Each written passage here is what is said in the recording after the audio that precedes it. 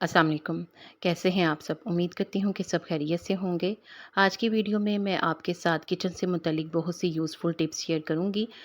खाना बनाने से मुतल्लिक, खानों को ज़ायकेदार बनाने से मुतल्लिक, घर की सफाई-सुथराई और किचन की दीवारों को कैसे साफ़ रखा जा सकता है। इसके अलावा भी बहुत सी टिप्स आपके साथ शेयर करूँगी। वीडियो को एंड तक लाज़मी देखें और चैनल को भी सब्सक्राइब कर दें। मज़ेदार कढ़ी बनाने के लिए हमेशा चाटी की लस्सी या खट्टा दही इस्तेमाल करें। अगर करेले बनाने से पहले इनको थोड़े से दही को पतला करके डबो कर रख दिया जाए तो इनकी करवाहट ख़त्म हो जाएगी और करेले मज़ेदार भी बनेंगे। चिकन का सालन बनाने से पहले अगर चिकन को 1 घंटा नमक और नींबू का रस लगा कर रख दिया जाए तो चिकन का सालन मज़ेदार भी बनेगा और इसके अलावा जो चिकन है वो टेंडर यानी नरम बनेगा। किचन की दीवारों पर लगी हुई चिकनाई और मैल को साफ़ करने के लिए सिरका, मीठा सोडा और थोड़ा सा डिश वॉशिंग लिक्विड लेकर मिक्स करके दीवारों को साफ़ करें तो दीवारें फ़ौरन साफ़ हो जाएंगी, हर किस्म की चिकनाई दूर हो जाएगी। बिरयानी के चावल खिले खिले बनाने के लिए चावलों का दम खोलने के फ़ौरन बाद चम्मच ना चलाएं, थोड़ी देर के बाद चलाएं और चावल चम्मच से निकालने की बजाय प्लेट से निकालें तो चावल टूटेंगे नहीं।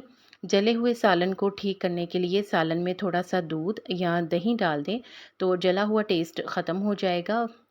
अगर गोभी बनाते वक्त इसमें 2-3 चम्मच दूध के डाल दिए जाएं तो इससे गोभी की बसांत ख़त्म हो जाएगी। इसके अलावा गोभी पकाने के बाद पिसी हुई काली मिर्ची छिड़कने से भी गोभी का बादीपन ख़त्म हो जाता है। मज़ेदार चाय बनाने के लिए चाय बनाते हुए इसमें 2 से 3 कतरे कंडेंस मिल्क के शामिल कर दें तो चाय का मज़ा दुबाला हो जाता है। नॉन स्टिक के तवे की सफाई करते हुए इसको रगड़ना नहीं चाहिए क्योंकि रगड़ने से इसकी कोटिंग के उतरने का ख़तरा होता है। नॉन स्टिक के तवे को साफ़ करने के लिए लीमू पर नमक लगाकर तवे पर रगड़ें और 10 मिनट बाद हल्का सा मलकर साफ़ कर लें। अगर छुरी से हाथ कट जाए और कोई चीज़ ना मिले तो थोड़ा सा शहद मलमल के कपड़े पर लगाकर बांध लें, जल्दी आराम आ जाएगा। प्याज काटने के बाद हाथों से जो बू आती है इसे ख़त्म करने के लिए हाथों पर नमक लगाकर नीम गर्म पानी से धोएं तो इससे हाथों से आने वाली बदबू ख़त्म हो जाएगी। शलजम जब नए नए आते हैं तो पकाने पर इनका जायका वैसा नहीं होता, तो शलजम का खारापन ख़त्म करने के लिए इस पर नमक लगाकर थोड़ी देर के लिए रख दें तो इसका जायका बेहतर हो जाएगा। इसके अलावा पकाने के बाद अगर इसमें थोड़ा सा गुड़ या चीनी शामिल कर दी जाए तो इससे भी इसका खारापन ख़त्म हो जाता है और जायका मज़ेदार बन जाता है।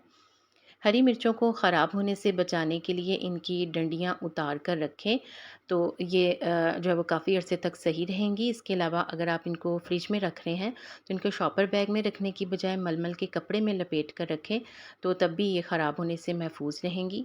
आटे को सुसरी से बचाने के लिए आटे में चंद तेज़पात डालकर रख दें तो आटे में सुंडियाँ नहीं पड़ेंगी और ना ही सुसरी आएगी।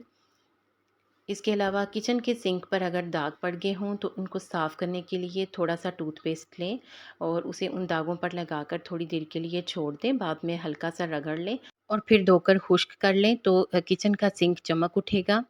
इसके अलावा जो हम घर पर चने बनाते हैं उसमें वो जायका नहीं होता जो बाज़ार वाले चने का होता है। तो बाज़ार जैसे चने बनाने के लिए एक तो ये कि आप चनों को जब भी उबालें तो उसमें उबालते वक्त नमक ज़रूर शामिल करें।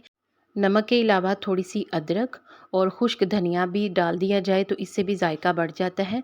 इसके अलावा अगर आप चनों को उबालते हुए उसमें मसूर की दाल भी डाल दें तो इससे ये कि ग्रेवी भी अच्छी बनती है और जायका भी जो है वो मज़े का बनता है। लेकिन अगर आप उस वक़्त उबालते हुए मसूर की दाल ना डाल सकें तो फिर जिस वक़्त आप मसाला बनाएँ तो थोड़ी-सी मसूर की दाल मसाला बनाते हुए शामिल कर दें। इससे भी जायका अच्छा आ जाएगा और चने की ग्रेवी भी बहुत अच्छी बनेगी। बेहतरीन दाल बनाने के लिए दाल को सबसे पहले तो अच्छी तरह से साफ़ कर लें और साफ़ करने के बाद धो लें। धोने के बाद नीम गर्म पानी में 1 से डेढ़ घंटा भिगो कर रख दें। इससे दाल बहुत परफ़ेक्ट बनती है और जब भी दाल बनाएं तो पकाते हुए स्टील का चम्मच इस्तेमाल ना करें बल्कि लकड़ी के चम्मच का इस्तेमाल करें। चने की दाल का बघाड़ लगाते हुए प्याज का इस्तेमाल करें और जबकि बाकी दालों के लिए लहसुन का इस्तेमाल करें। खस्ता कबाब बनाने के लिए प्याज को पकाते हुए कबाब के मसाले में शामिल ना करें, बल्कि जब कबाब का मसाला तैयार हो जाए तो इसमें बारीक कटी हुई प्याज डालें।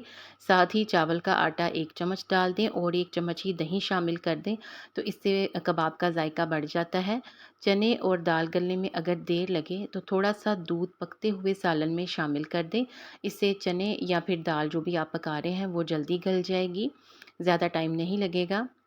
ये देखने के लिए कि अंडा ठीक तरह से उबल गया है या नहीं, तो इसके ये इस सूरत में होता है जब आपने टाइम का सही तरह से अंदाज़ा ना लगाया हो कि कितनी देर से अंडा उबल रहा है। तो इसके लिए अंडे को पानी से निकाल कर लट्टू की तरह घुमाएं। अगर अंडा लट्टू की तरह घूम जाए तो इसका मतलब है कि अंडा ठीक तरह से उबल गया है, और अगर वो लड़खड़ा कर नीचे गिर जाए तो इसका मतलब ये है कि वो ठीक तरह से उबला नहीं है, अभी वो अंदर से कच्चा है, इसे मज़ीद टाइम की ज़रूरत है। आपको इन टिप्स में से कौन-सी अच्छी लगी है कमेंट में ज़रूर बताएँ, और उम्मीद करती हूँ कि ये टिप्स आपके बहुत ही ज़्यादा काम आएँगी और आप इनसे फ़ायदा उठाएँगे। इसलिए वीडियो को लाइक कर दें, और अगर आपने मेरा चैनल भी अभी तक सब्सक्राइब नहीं किया तो काइंडली सब्सक्राइब करके घंटी का बटन भी ज़रूर दबा दें। और अगर आप मेरे पहले से सब्सक्राइबर हैं तो आपका तहे दिल से शुक्रिया। अल्लाह ताला आप सबके लिए आसानियाँ पैदा करे और सबकी जायज़ हाजात को इस रमज़ान के सदक़े पूरा करे। आमीन सुम्मा आमीन।